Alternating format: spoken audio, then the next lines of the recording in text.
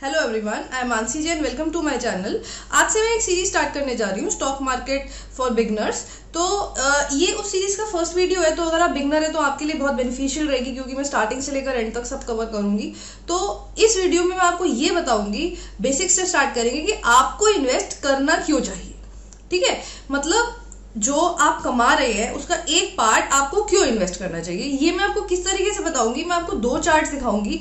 एक चार्ट में तो जब आप इन्वेस्ट नहीं करेंगे तो आपका 25 साल में कितना अक्यूमुलेट होगा पैसा, और एक चार्ट में जब आप इन्वेस्ट करेंगे तो आपका कितना अक्यूमुलेट होगा। तो उससे आपको क्लैरिटी हो जाएगी कि आपके लिए इन्वेस्ट करना कितना ज्यादा जरूरी है।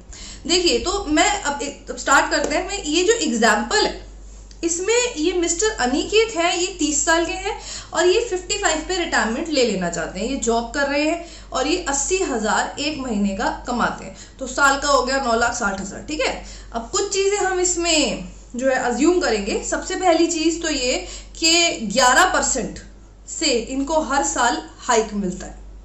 हाइक यानी कि 11% से इनकी हर साल सैलरी बढ़ जाती है। दूसरा जो है हम अज्यूम करेंगे इन्फ्लेशन रेट के बारे में। तो इन्फ्लेशन रेट हम लेके चलेंगे 9%, क्योंकि आप जानते देखिए हर साल महंगाई आ जाती है, तो उसको भी हमको अकाउंट फॉर करना पड़ेगा ना। मतलब अगर आज की डेट पे आपका 50,000 एक साल का 6 लाख खर्च हो रहा है खर्चों पे, तो अगले साल तो 6 से ज्यादा ही होगा। तो इसलिए हम 9% इन्फ्लेशन रेट लेके चलेंगे। ठीक है, तो हाँ, अब ये चाहते हैं कि भाई रिटायरमेंट के बाद ये कुछ काम ना करें, तो इनको इसलिए एक अच्छा खासा कॉर्पस चाहिए ना, जिससे इनका रिटायरमेंट के बाद का समय कट जाए। प्लस क्या होता है कि जैसे अर्ली इयर्स में कुछ लोग क्या करते हैं कि वो कम खर्च करते हैं, कम घूमने जाते हैं, अपने खाली असेंशियल चीजों पे ही खर्च करते हैं। तो अब रिटायरमेंट के बाद इंसान सोचता है चलो अब मैं फ्री हो गया, अब मैं घूमूंगा, तो उसके लिए भी तो पैसा होना चाहिए ना।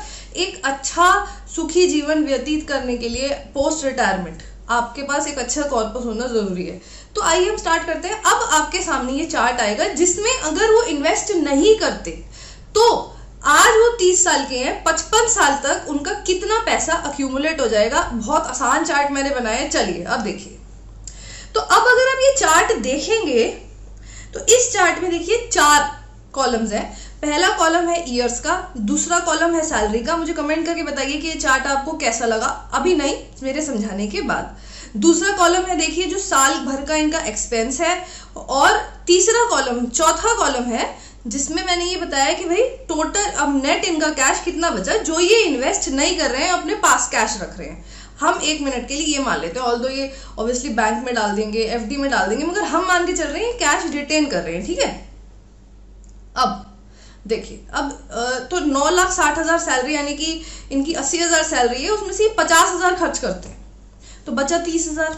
तो 30,000 को 12 से मल्टीप्लाई करेंगे तो क्या आएगा, 3,60,000। तो मैंने ये कैश रिटेन कैसे निकाला, सैलरी माइनस ईयरली एक्सपेंस। अब जो अब नेक्स्ट कॉलम में जाएंगे, नेक्स्ट सेकेंड ईयर में जाएंगे, तो सेकेंड ईयर में मैंने माना है कि इनका 11% हाइक मिल रहा है, तो 9,60,000 में अब 11% ऐड कर देंगे तो ये फिगर आ जाएगी 10,65,600। और इसी तरीके से ईयरली एक्सपेंस मैंने माना है कि 9% इनका इन्फ्लेशन है, तो 6 लाख में अब 9% ऐड कर देंगे तो ये आ जाएगा 6,54,000। ठीक है, अब इसको माइनस करेंगे तो कैश रिटेन आ जाएगा। एक मैं आपको रो और बता देती हूँ, थर्ड रो। अब 10,65,600 में आप 11% ऐड करेंगे तो फिगर आएगी 11,82,816।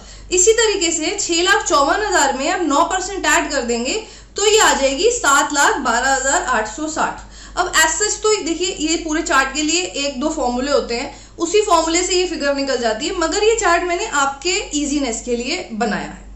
अब देखिए, अब कैश रिटेन इनका कितना आया थर्ड ईयर के लिए, 4,69,956।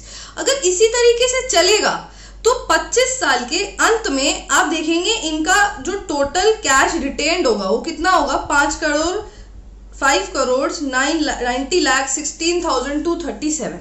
अब जिस हिसाब से ये खर्चे करते हैं, अगर ये कुछ ना कमाए और पोस्ट रिटायरमेंट इनको इससे ही अपना काम चलाना हो, तो इनका मुश्किल से 8-7 साल 7.5 साल चलेगा, जो कि मैंने आगे कैलकुलेशन करके निकाल लिया था। तो अब समस्या देखिए ये उठती है कि अब इतना इन्फ्लेशन है, इतना खर्चा हो जाता है। तो ये इसमें कैसे निकालेंगे, 8 साल के बाद क्या करेंगे, 8 साल में ये पैसा खत्म हो जाएगा, उसके बाद क्या करेंगे, प्लस इसके बाद चलो कुछ तो ऐसे एक्सपेंसेस होते हैं ना, जैसे मैंने कहा कि शुरुआत में इंसान छोटी गाड़ी खरीदता है या नहीं खरीदता है, छोटी गाड़ी खरीद लेता है और नहीं घूमने जाता है, अब उसका मन करेगा पोस्ट रिटायरमेंट जाने का, उसके लिए तो फिर पैसे नहीं निकल पाएंगे ना इसमें से। अगर वो रोजमर्रा के खर्चे ही इसमें निकाल देंगे तो फिर वो वेकेशंस वगैरह पे नहीं जा पाएंगे। तो अब किस तरीके से हम इस कॉर्पस को बढ़ा सकते हैं, आप हर साल अगर इसको इन्वेस्ट करेंगे तो आप इसको एक अच्छा कॉर्पस जो है इकट्ठा कर सकते हैं। सबसे पहले देखिए, अगर हम निफ्टी 50 में इन्वेस्ट करते हैं, निफ्टी 50 में, तो आपको रिटर्न मिल जाएगा 10 से 12%। और अगर हम निफ्टी 50 में एमकेजे एफएफडी, आई रिपीट, निफ्टी 50 में एमकेजे एफएफडी के थ्रू इन्वेस्ट करते हैं तो आपको मिलेगा 14 से 16%। तो मैं जो है उस हिसाब से रिटर्न निकाल रही हूँ। अगर आपको उससे रिलेटेड वीडियोस देखने हो तो आप इस चैनल पे जाके देख सकते हैं, या मैं नीचे उनके चैनल का लिंक दे दूंगी, आप उस पे जाके भी उनके एफएफडी के वीडियोस देख सकते हैं। ठीक है, अब चलिए हम क्वेश्चन पे आते हैं। तो अब हम नेक्स्ट चार्ट देखिए। अब इस चार्ट में मैंने बस एक ही कॉलम ऐड किया, आप देख सकते हैं कि अगर ये जो कैश रिटेन्ड है इसको अगर मैं इन्वेस्ट कर रही हूँ, इसको अगर मैं इन्वेस्ट कर रही हूँ और मुझे इन्वेस्ट करके 14% का रिटर्न मिल रहा है, तो 14% का रिटर्न, ये जो फिगर है ये मैंने फॉर्मूला लगाया है। अगर कोई ये फॉर्मूला जानने में इंटरेस्टेड है तो मुझे कमेंट में बताइए, मैं इस पे अलग वीडियो बना दूंगी कभी। ठीक है, तो अगर आप रिटर्न निकालेंगे ना तो करीबन करीबन इतनी रिटर्न आ जाएगी। जैसे आप पहले साल में इन्वेस्ट करना, आप 30 ईयर में इन्वेस्ट करना शुरू कर देते हैं और जो कैश रिटेन्ड है 3,60,000 इसको इन्वेस्ट करते हैं तो 25 सालों बाद आपका करीबन करीबन इतना इकट्ठा हो जाएगा। ऐसे ही अगर आप सेकंड ईयर में जो सैलरी आई उसको आप कैश रिटेन्ड को इन्वेस्ट करते हैं तो ये कैश रिटेन्ड इतने सालों में इतना अमाउंट बन जाएगा। कितना, सेकंड ईयर में 83,80,828.37, ये अप्रोक्सीमेट इतना बन जाएगा, है ना, 14% रिटर्न पे अगर हम लेके चले तो अगर आप देखेंगे तो 25 साल के एंड तक आपका कितना जो है इकट्ठा हो जाएगा, 19,79,80,442। इसका मतलब है ये करीबन देखिए 3.5 गुना है, 3.35 टाइम्स। एक बहुत अच्छा आपको फिगर जो है मिल जाएगा, इसके बाद एक अच्छा कॉर्पस इकट्ठा हो जाएगा। तो ये देखिए, ये है आपका फायदा इन्वेस्ट करने से। इसके साथ साथ मैं ये कहूंगी, आप ऑफ कोर्स इन्वेस्ट करना बिल्कुल चाहिए, मगर आप प्रूडेंटली इन्वेस्ट करें। तो प्रूडेंटली इन्वेस्ट करने के लिए आप और वीडियोस हम अपलोड करते हैं, आप वो देखें, उससे आपको समझ आएगा। ठीक है, मगर हम फिर से आते हैं हमारे आज के टॉपिक पे।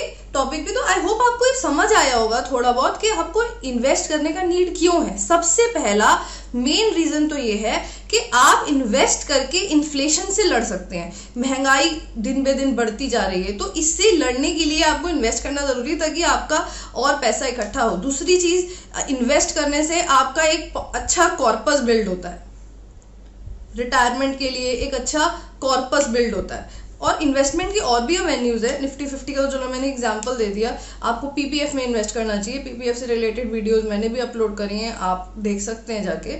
और भी इंस्ट्रूमेंट्स होते हैं, टैक्स सेविंग एफडी होती है, एनपीएस होता है, इन सब चीज़ों में इन्वेस्ट करना चाहिए। इन सब चीज़ों की हम नॉलेज लें और इन्वेस्ट करें।